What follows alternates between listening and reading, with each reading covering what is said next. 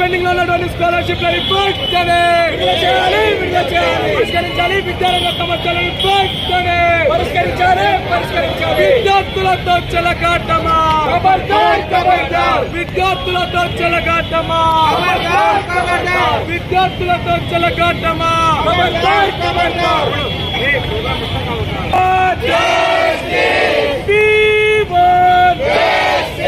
పరిష్కరించాలి విద్యారంగ సమస్యలను వెంటనే,